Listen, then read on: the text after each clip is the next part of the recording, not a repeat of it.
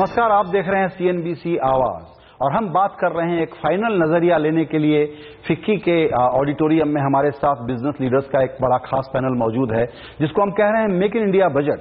उसमें एक final wish list या कहें कि क्या होने जा रहा है और क्या जरूरी है करना, ये समझने की कोशिश करते हैं। मेरे साथ मेहमान हैं सिद्धार्थ बिड़ला साहब, ज्योत्सना सूरी जी, राजू कानोड़िया जी और दीदार सिंह जी। आप लोगों ने वक्त निकाला, बहुत शुक्रिया। मुझे तो लगता है कि पहला सवाल आपसे सबों से यही होना चाहिए कि 9 महीना हो गया है जब बजट आएगा तब उसमें तो सरकार को डिलीवर करना पड़ेगा और एक स्पेसिफिक प्लान डिलीवर करना पड़ेगा।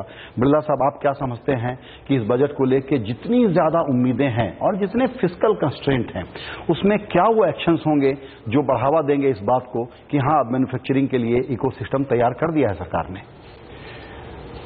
देखिए, एक्सपेक्टेशन तो हमें हमारे काबू में रखना चाहिए। हैविंग सेड दैट, जब गवर्नमेंट आई थी तो हर एक आदमी कहता था पहले 100 दिन में क्या होगा क्या नहीं होगा। गवर्नमेंट ने कई चीजें चालू करी और हमारा ये मानना था कि 100 दिन में परफॉर्मेंस दिखाना जरूरी नहीं था इस गवर्नमेंट के लिए। पर मेरे ख्याल में अगर एक जो भी अभी वर्क इन प्रोग्रेस है, जिसमें आप ईज ऑफ डूइंग बिजनेस कह लीजिए, जिसमें आप कॉम्पिटिटिवनेस कह लीजिए, जिसमें अभी समझ लीजिए ये कोल ऑक्शन हुआ और आपके इंफ्रास्ट्रक्चर के ऊपर क्या स्टेप्स लिए जाएंगे, ये सारे स्टेप्स लेकर के अगर एक 100 डेज का time bound program post budget दिखा सके तो मेरे ख्याल में वो एक we should watch for that कि 100 डेज पोस्ट बजट हम क्या कर पाते हैं। ये 100 दिनों में आप ये बताएंगे कि 5 साल में आप क्या करने जा रहे हैं जी। क्योंकि इकोनॉमी में कोई भी चीज खास करके मैन्युफैक्चरिंग को मूव करने में जी 2 साल का तो लैग पीरियड है, उसके बाद थोड़े फल नजर आना शुरू होते हैं और तब तक 2019 का चुनाव सामने होगा, विधानसभा के चुनाव दूसरे रास्ते में होंगे ज्योत्सना मैडम। इसीलिए मेरा सवाल यह है कि इस बजट को सरकार कहीं ऐसा तो नहीं सोच रही कि ये एनुअल अकाउंटिंग का हिसाब किताब है, आप इसमें हमसे हर चीज क्यों जानना चाहते हैं? मेरा कहना है कि इस बजट में ये बताना जरूरी है कि आप 5 साल में क्या करेंगे। कि एक बजट से कुछ इकोनॉमी का मेक या ब्रेक नहीं होता है, लेकिन जो सामने आता है कि वो उस गवर्नमेंट की कमिटमेंट या उस गवर्नमेंट की क्या विजन है अगले 5 साल की, वो जाहिर हो जाती है और वही हमें इस बजट में मिलेगा। क्योंकि पिछला बजट तो आप समझे एक इंटरिम बजट था, तो ये बजट के ऊपर जो मैं उम्मीद रखती हूँ वो ये है कि वो हमें एक विजन दिखाएंगे और उसकी इम्प्लीमेंटेशन जो है वो जाहिर है कि 5 साल में हो जानी चाहिए, नहीं तो फिर आप जैसे आपने कहा फिर चुनाव आ जाएगा। तो that's what we should watch out for कि वो किस तरीके से किस रवैये पे चलते हैं। अगर थोड़ा सा बैकग्राउंड देखें तो वो ऑलरेडी शुरू हो चुके हैं, उनके काफी रिफॉर्म्स, उनके काफी एफर्ट, मेक इन इंडिया का जैसे आपने खुद बताया, ये सब एक वर्क इन प्रोग्रेस जैसे सिद्धार्थ कह रहे थे, ये उन सब के साइंस है। और ये बजट जो दिखाएगा हमें, ये उनकी विजन दिखाएगा और वे फॉरवर्ड वो क्या हमको मार्गदर्शन करते हैं, we are looking forward to that. बिल्कुल। कानोड़िया साहब, आपसे मेरा सवाल ये है कि पैसा चाहिए निवेश के लिए क्योंकि सरकार के पास नहीं है, प्राइवेट सेक्टर लाएगा। विजन तो आप बता ही चुके हैं, एज अ सरकार आपने क्या बताया है कि हमको 8-10% ग्रोथ चाहिए और हर महीने की 10 लाख लोगों की जो फौज तैयार होती है उनको जॉब मार्केट में एब्जॉर्ब करना है, ये इकोसिस्टम चाहिए। ये पैसा लाने के लिए फॉरेन इन्वेस्टर या डोमेस्टिक इन्वेस्टर, उसको टैक्स के मामले में जो तसल्ली चाहिए वो पूरी मिल गई है। अब तो कोई चीज का इंतजार नहीं है, कह दिया है कि रिट्रो टैक्स नहीं करेंगे, वोडाफोन के मामले में पोजीशन लेकर के दिखा दी। इतना काफी है या और गारंटी चाहिए राइटिंग में? देखिए, सबसे पहले तो एक्सपेक्टेशन की बात कर लूं। एक जिस दिन गवर्नमेंट इलेक्ट हुई थी, मैं कहता हूं कि पूरा देश प्रेग्नेंट हो गया था और देश में ये एक्सपेक्टेंसी था कि 9 महीने बाद बच्चा होगा। 9 महीने आने को है, बजट एग्जैक्टली उसी समय होने वाला है। बट ये भी नहीं भूलना चाहिए कि इंडिया को कंपेयर किया गया है हाथी से, और हाथी के प्रेगनेंसी को 21 मंथ लगते हैं। ये आपने बड़ा अच्छा आर्गुमेंट निकाला है मोदी जी के लिए। तो ऐसा है कि 9 महीने में ये पता चल जाएगा कि भी हम हेल्दी बेबी होगा कि नहीं होगा। बट उसका फ्रूट्स आने के लिए अपने को ये नहीं समझना चाहिए कि भी आज ही सब चीज ठीक हो जाएगा। We'll have to give time to the government. अब आपने जो क्वेश्चन पूछा टैक्स का, तो टैक्स में बिजनेस क्या चाहती है? बिजनेस चाहती है कंसिस्टेंसी और सर्टेनिटी, ये 2 एस्पेक्ट चाहिए।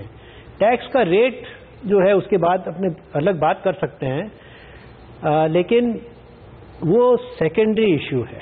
यदि आपको पता होगा कि एक टैक्सेशन सिस्टम और एक टैक्सेशन रेट लॉन्ग टर्म चलेगा, तो आप अपने इन्वेस्टमेंट प्लान में उसको बिल्ड इन कर सकते हैं। और जेटली जी ने बार बार कहा है कि इंटरनेशनल स्टैंडर्ड के टैक्स रिजीम को हमको लेके आना है। रेट स्टेबिलिटी और प्रेडिक्टेबिलिटी की बात को एक तरफ मान भी लें कि बिल्कुल होना चाहिए। दीदार सिंह जी, आपसे मेरा सवाल यह है कि जिस तरीके से एक FSLRC एक डॉक्यूमेंट बन करके आया स्पेसिफिक रूल्स के बारे में, आपने कह दिया है रेट्रो नहीं होगा, आपने कह दिया है कि गार को भी हम टाल देंगे, लेकिन जिस प्रकार के बड़े टैक्स रिफॉर्म की हम बात करते हैं जिसका संबंध एडमिनिस्ट्रेशन से है, उस टैक्स ऑफिसर से है और उस डिस्क्रिशन से है जिसको खत्म करने की जरूरत है, तो DTC के बारे में अब हम कुछ नहीं सुन रहे कि कौन सा वर्षन आएगा, ये वाला फर्स्ट वाला आएगा, सेकंड वाला आएगा, नया आएगा। सवाल मेरा आपसे ये है कि टैक्स रिफॉर्म के बारे में जो दूसरा बड़ा हिस्सा है, आप कह सकते हैं कि इसमें बजट में तो रेट ही बता सकते हैं, बाद में लिखना जरूरी है, लेकिन जब तक वो न लिखा जाएगा तब तक डोमेस्टिक इन्वेस्टर अभी भी कॉशियस ही रहेगा इस टैक्स रिजीम में। तो देखिए जी, आपने बिल्कुल ठीक बोला कि बजट में क्या लिख सकते हैं या नहीं लिख सकते हैं। बजट एक दिन होता है, जैसे मेंबर्स ने भी आपके सामने बोला, प्रेसिडेंट मैडम ने भी बोला कि बजट को नहीं देखना चाहिए एज अ मेक और ब्रेक सिचुएशन। सरकार ने अब परफॉर्म करना है, 5 साल में परफॉर्म करना है, 10 साल में करना है, जो भी है, जो इश्यूज हैं हमारी देश की वो बहुत बड़ी इश्यूज हैं। 2 इश्यूज आप खाली देख लीजिए जो सिंगल मोस्ट इंपॉर्टेंट हैं हमारे हिसाब से, जो हम बात करते हैं। एक तो है इंफ्रास्ट्रक्चर, दूसरा है ईज ऑफ डूइंग बिजनेस। दोनों एक दिन बजट में सॉल्व नहीं हो सकते। You can allocate for it, you can give a signal for it, you can say that this is the direction we will move, but you cannot say that all of it will happen in that particular period, in that particular year.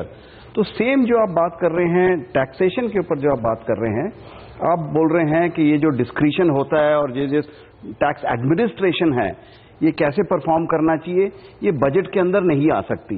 क्यों मैं इस case को आप लोगों के साथ argue करना चाहता हूं कि थोड़ा सेंस ऑफ अर्जेंसी को डिमॉन्स्ट्रेट करना बड़ा जरूरी है, क्योंकि अगर FDI आना है, लैग पीरियड है, डोमेस्टिक इन्वेस्टर को उसके पहले आपको इनकरेज करना होगा कि आइए आप शुरू करिए, और उनको करने के पहले ऐसा हम सुनते हैं कि पब्लिक सेक्टर अंडरटेकिंग्स के पास जो अच्छे वाले हैं, कोल इंडिया हो, ONGC हो, NTPC हो, 1.5-2 लाख 2.5 लाख करोड़ रुपए उनके पास पड़े हुए हैं। पब्लिक इन्वेस्टमेंट जब तक इंफ्रास्ट्रक्चर में सरकार की तरफ से नहीं शुरू होगा, प्राइवेट पैसा आने के मामले में थोड़ा सा कॉशियस रहेगा कि नहीं रहेगा, उसको देखते हुए आप समझते हैं कि पब्लिक इन्वेस्टमेंट में एक बड़ा बूस्टर डोज इस बजट में आएगा, या फिस्कल डिसिप्लिन के चक्कर में पब्लिक इन्वेस्टमेंट के लिए पैसा ही नहीं होगा? देखिए, फिस्कल डिसिप्लिन मेंटेन करना भी एक बहुत, मेरे ख्याल में पॉलिसी के हिसाब से भी जेटली साहब कह चुके हैं कि हम फिस्कल डिसिप्लिन मेंटेन करना चाहेंगे। उसके साथ एक एक्सपेंडिचर मैनेजमेंट कमीशन की रिपोर्ट आनी थी, वो अभी तक हमने देखी नहीं है, उसके बारे में पता नहीं फाइनली क्या हुआ, तो उसको एक साइड में रखते हैं। तो गवर्नमेंट के पास लीवे कम है for increasing spending on its own. और जहां तक प्राइवेट इंडस्ट्री का सवाल है कि जो अभी पिछले लो ग्रोथ पीरियड में जा चुके हैं, और आपने अभी Q3 के रिजल्ट्स भी देखे हैं, जो कैपेसिटी के गैप्स हैं इतने बड़े हैं कि अगर कोई इन्वेस्ट करना चाहे तो या तो उसकी बैलेंस शीट की स्ट्रेंथ पूरी नहीं है, और आगे की ग्रोथ देखते हुए वो अभी भी कुछ दिन वेट कर सकता है, क्योंकि उसके पास इतनी स्पेयर कैपेसिटी है कि उसको नई कैपेसिटी कल सुबह लगाने की दरकार नहीं है। तो इस संदर्भ में आपका public spending, public sector spending, infrastructure spending, ये बहुत, यही ड्राइवर होने वाले हैं ऑफ इमीडिएट ग्रोथ।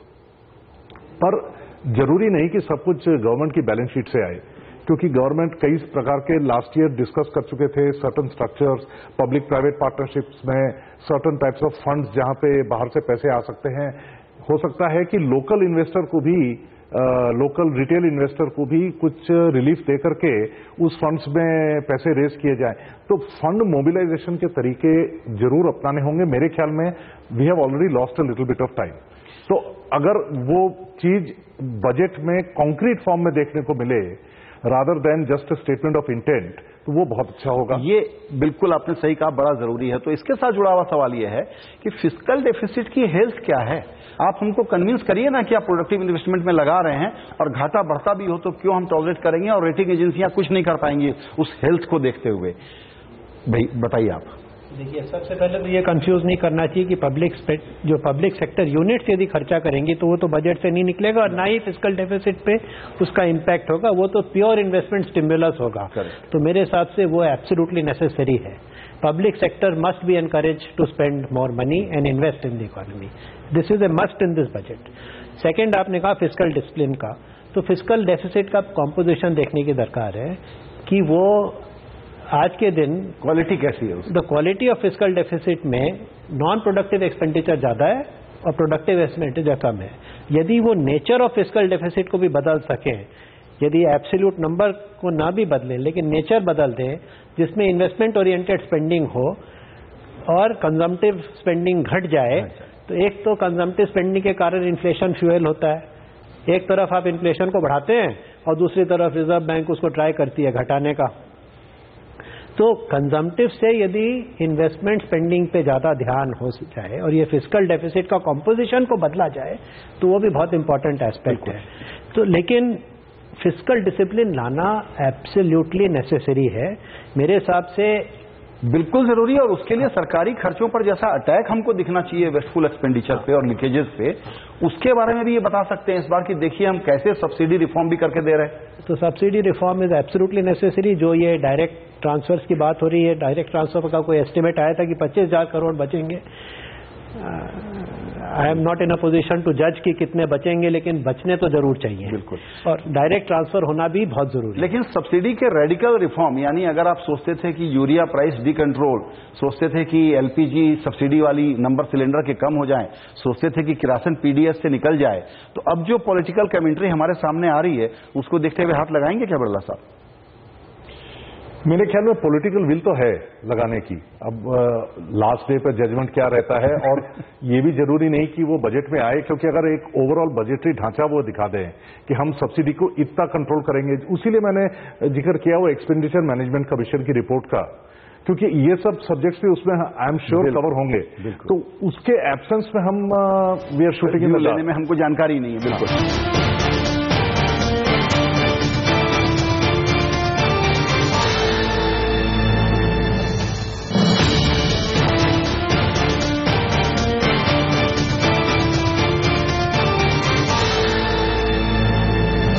की हम बात करते हैं वो गरीब के लिए और बेरोजगारी को दूर करने के लिए है।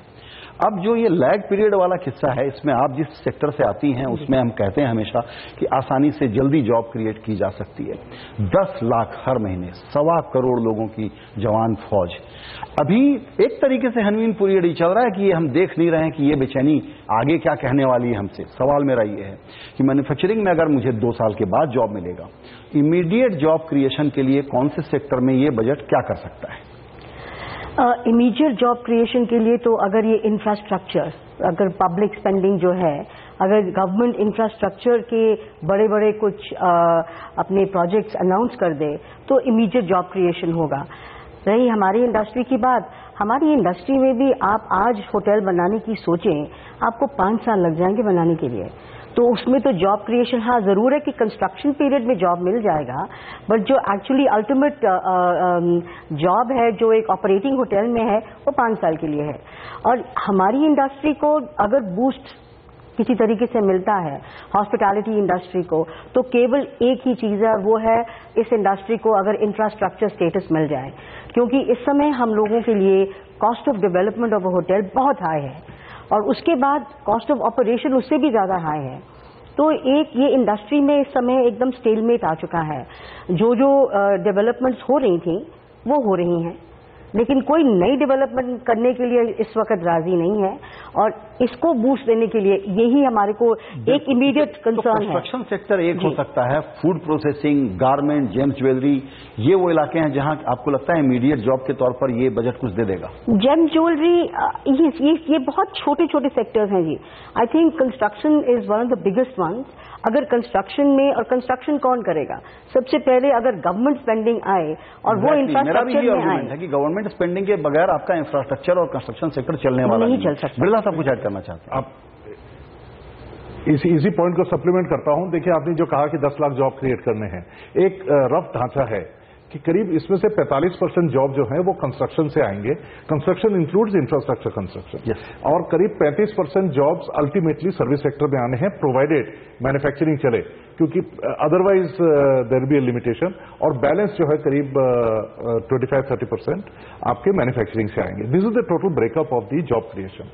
तो आज इमीडिएट जॉब क्रिएशन की जो आप बात कर रहे हैं कि भाई 2 साल मैन्युफैक्चरिंग सेक्टर अगर आगे नहीं बढ़ा तो ये जॉब्स कहां से आएंगे। तो कंस्ट्रक्शन सेक्टर में इतनी वीकनेस चल रही है, रियल एस्टेट सेक्टर में इतनी वीकनेस चल रही है, इसको अटेंड करना बहुत जरूरी है। और EMIs जिस तरह से बढ़े हुए हैं, तो मेरे ख्याल में जिस आदमी को जरूरी है मकान लेना वो मकान ले रहा है, और जिस आदमी को जरूरी नहीं है, जो डिफर कर सकता है, डिफर कर रहा है। आपने ये बहुत इंपॉर्टेंट बात बताई। तो वो एक बहुत बड़ी चीज है। और एक बार जब ये कंस्ट्रक्शन और हाउसिंग चलेगा तो आपको पता है कि मकान के अंदर हर एक प्रकार के कंज्यूमर गुड की डिमांड बढ़ती है, starting from textile to plastics to white goods to every item is required in a house.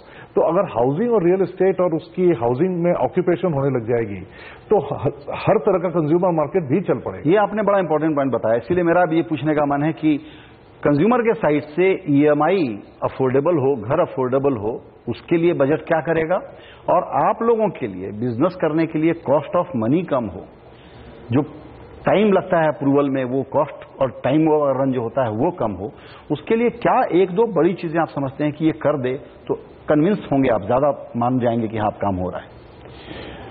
देखिए, डायरेक्टली इंटरेस्ट रेट करना तो मेरे ख्याल में बजट में पॉसिबल नहीं होगा। सिग्नल होगा RBI के लिए। देखिए, बजट में जिस तरह से मैं बात कर रहा था कि आज समझ एक एग्जांपल दे रहा हूं आपको कि बैंक्स में NPS बहुत है। आज जैसे हमने फिक्की की तरफ से भी एक सजेशन दिया था कि एक नेशनल एसेट मैनेजमेंट कंपनी बनाई जाए जिसमें गवर्नमेंट की गारंटीज या मिनिमल फंडिंग हो और उसमें बाहर से फंडिंग लाई जाए, और अल्टीमेटली बैंक्स के NPAs जो इंफ्रास्ट्रक्चर प्रोजेक्ट में भयंकर NPAs है वो आज दे आर नॉट अर्निंग।